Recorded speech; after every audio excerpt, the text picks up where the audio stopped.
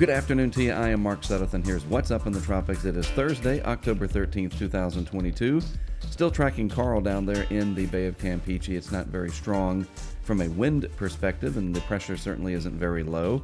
But of course, it's got the impact of heavy rain, and that's going to move down towards Mexico in the next couple of days. We also have another area way out here in the far eastern Atlantic.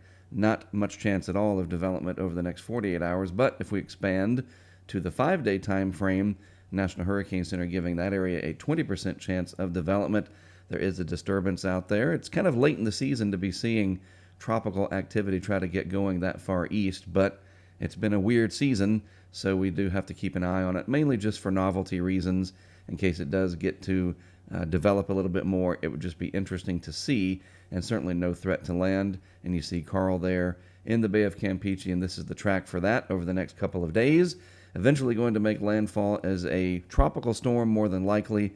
But again, that's the wind and the pressure, how we classify it. The heavy rain will certainly be a big impact. Slow moving, Karl will be, and that is going to bring, again, that potential for mudslides and severe flooding for some of those areas. A lot of rain forecast for that part of Mexico. Here it is on satellite animation. It's fairly well organized, considering the time of year and the fact that the seasons are certainly changing, with much more in the way of cold fronts dipping down into the lower 48 and even some of those clearing into the Gulf of Mexico. But Karl hanging on there down in the Bay of Campeche, and that'll move inland in the next couple of days. Again, the slow-moving nature of it means that it'll certainly have the potential to be a big flood threat. Expanding the satellite view out, you can see our system way out there in the eastern Atlantic, a very broad area. Interesting, too, to the north there, coming off Africa and across the Cabo Verde Islands, there's more dust.